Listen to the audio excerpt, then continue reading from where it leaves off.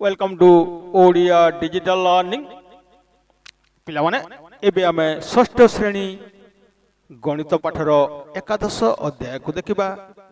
एथिरे आमे पढ़िबा परिमिति। परिमिति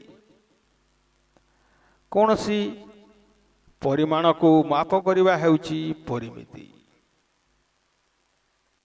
बुझेला पिलाए आमे जदि भाषागत भाव में बुझा परिमिति होची परिमाण को माप करवा ताहले आमे ज्यामिति ज्यामिति होची ज्या अर्थ होची पृथ्वी भूमि को माप करवा तापरे ज्यामिति रु परिमिति ज्यामितिक विभिन्न आकृति चित्र घन वस्तु आदि को आमे गाणितिक माध्यम माप करवा ताहा होची परिमिति। ठीक अच्छे पिलाए ताहले आमे आगरु जहाँ जानिछु देख लोक माने चाष काम करती चाष काम हेउथिबा जमी संपर्क रे जदि आमे आलोचना करवा ताहले जे कोनोसी गोटे चाष जमी हेउ बा कोनोसी अंचल हेउ यार सीमा हिड़ आड़ी विषय आम मन को आसी थाए। चाष उपयोगी अंचल को हिड़ घेरी रही थाए। लोक मानकर चाष जमी जो रही थाए विभिन्न प्लॉट रे भाग होता है एवं हिड़ दि जाए। बुझेला बेले एमती एटा धर गोटे चाष जमी है जो ए भितर धान गछ गुचा सब रहा हूँ हिड़ तार जो हिड़ चारि पाखर हिड़ रही थाए। चाष उपयोगी अंचल यार हिड़ को एकत्र करी गोटे क्षेत्र कह जाए। यही जनकर जमी जदि यहाँ है तार चारि सीमा आउ मझिरे जहाँ किसी भी यही अंश रही हूँ तार क्षेत्र।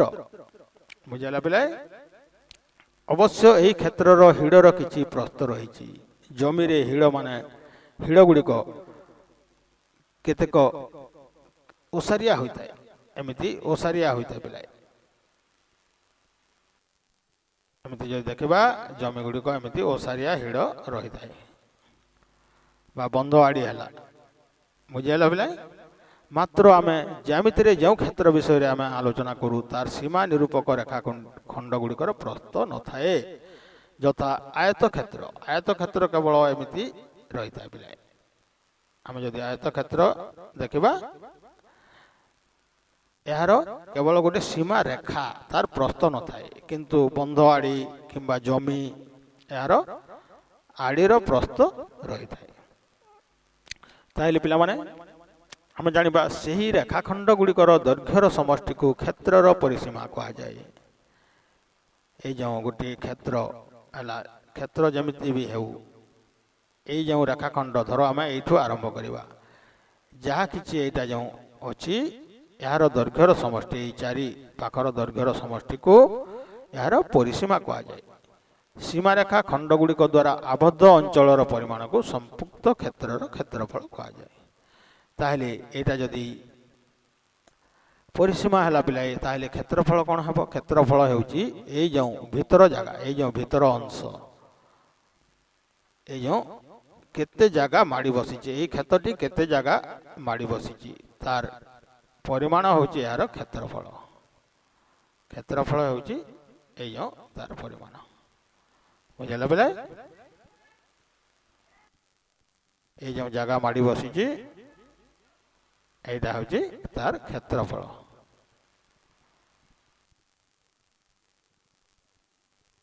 बुझेला पिलाए ताहले आमे जानिबा पिलाए परिसीमा और यार एक वास्तव उदाहरण को आमे देखिबा। ठीक है पिलाए एठारे आमे देखिबा ये परिसीमा और यार एक वास्तव उदाहरण। देख पिलाए ए चित्र को तुम्हें लक्ष्य कर जड़े चाषी तार जमीर चारिपटे बाड़ बुलाइबा को बाहर से प्रथमे ओ ठारू पी पर्यंत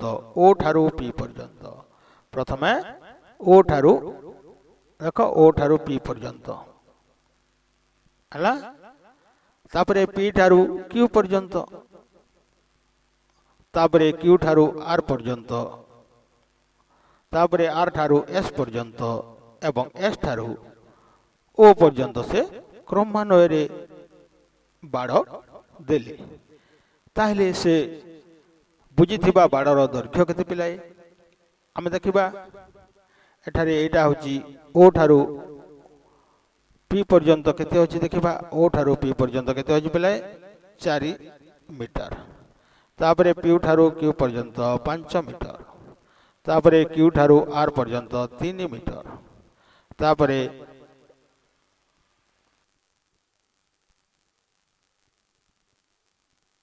आर ठारू एस पर्यंत, आर ठारू एस पर्यंत केते हला एटा भी 3 मीटर, तापरे एस ठारू ओ पर्यंत 8 मीटर।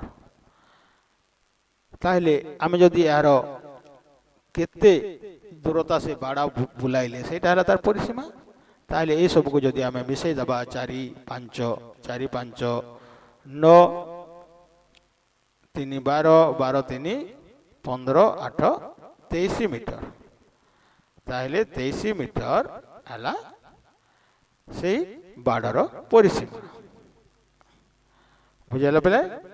ताहले एक आबद्ध क्षेत्रर परिसीमा हेउची, एक आबद्ध क्षेत्रर परिसीमा हेउची एहार सीमा निरूपक रेखाखंड मानकर दैर्घ्यर समष्टि। आम जानिले।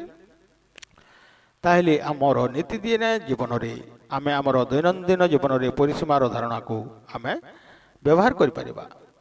यथा विद्यालय हतार चारिपाखे पाचेरी तैयारी करिबा, कोनोसी एक स्थानर चारिपटे तार जाली लगेबा, कोनोसी फोटो को बंधाइबा पई तार चारिपाख माप नै काठ ठीक करिबा। एटा होची गोटे गोटे परिसीमा। एठारे आमे सेही वस्तुर परिसीमा जानिबाकू पड़िबो। एपरि आहुरी मध्य आमे उदाहरण दे परिबा। बुझेला। गोटे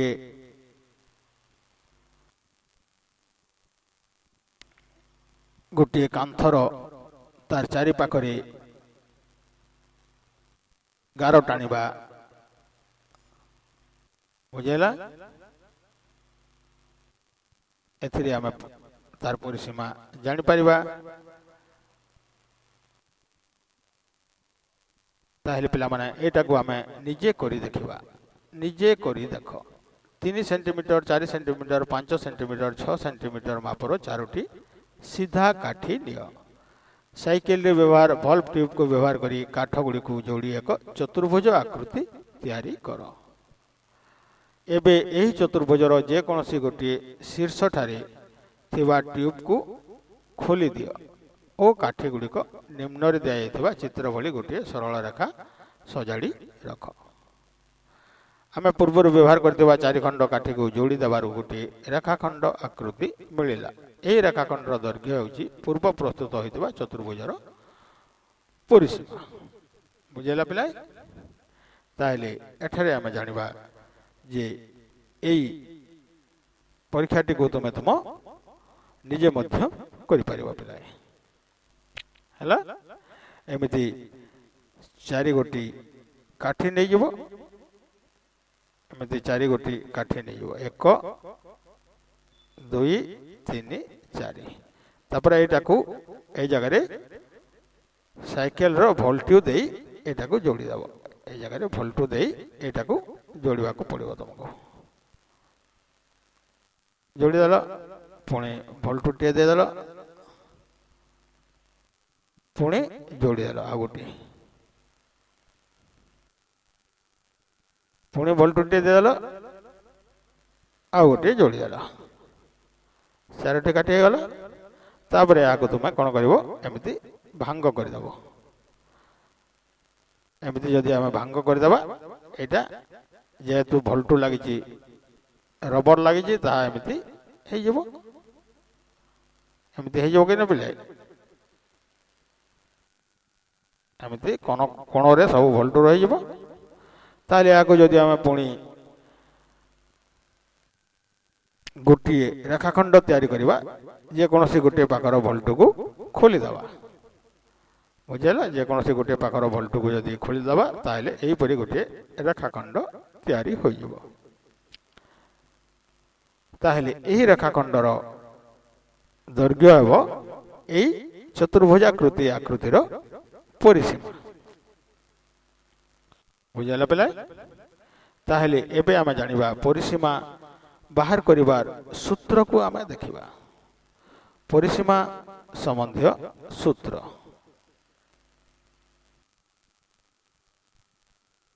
ପରିସୀମା ନିର୍ଣ୍ଣୟ ସମ୍ବନ୍ଧୀୟ ସୂତ୍ର। ତାହେଲେ ପିଲାମାନେ ଏବେ ଆମେ ଦେଖିବା ଯେ ଆୟତକ୍ଷେତ୍ରର ପରିସୀମା। ଆୟତକ୍ଷେତ୍ରର ପରିସୀମା ସମାନ ଏଇ ଯେମିତି ଗୋଟିଏ ଆୟତକ୍ଷେତ୍ର ABCD ଏଇଟା ଗୋଟିଏ ଆୟତକ୍ଷେତ୍ର। ଆୟତକ୍ଷେତ୍ର ଯଦି ଆମେ ପରିସୀମା ନିର୍ଣ୍ଣୟ କରିବା এই ଯେଉଁ AB BC CD ବା DC AD এইଟାକୁ ଆମେ ଯୋଗ କରିବାକୁ ପଡ଼ିବ। ତାହେଲେ ଦୈର୍ଘ୍ୟ ଯୋଗ ପ୍ରସ୍ଥ ଏଇଟା ହେଉଛି ଦୈର୍ଘ୍ୟ ଏଇଟା ହେଉଛି ପ୍ରସ୍ଥ। ଗୋଟିଏ ଦୈର୍ଘ୍ୟ ଗୋଟିଏ ପ୍ରସ୍ଥ ପୁଣି ଗୋଟିଏ ଦୈର୍ଘ୍ୟ ପୁଣି ଗୋଟିଏ ପ୍ରସ୍ଥ ଯୋଗ କରିବା ତାହେଲେ ଦୁଇଟି ଦୈର୍ଘ୍ୟ ହେଲା ଦୁଇଟି ପ୍ରସ୍ଥ ହେଲା। ତାହେଲେ କ'ଣ ହେଲା 2 ଗୁଣନ ଦୈର୍ଘ୍ୟ ଯୋଗ 2 ଗୁଣନ ପ୍ରସ୍ଥ।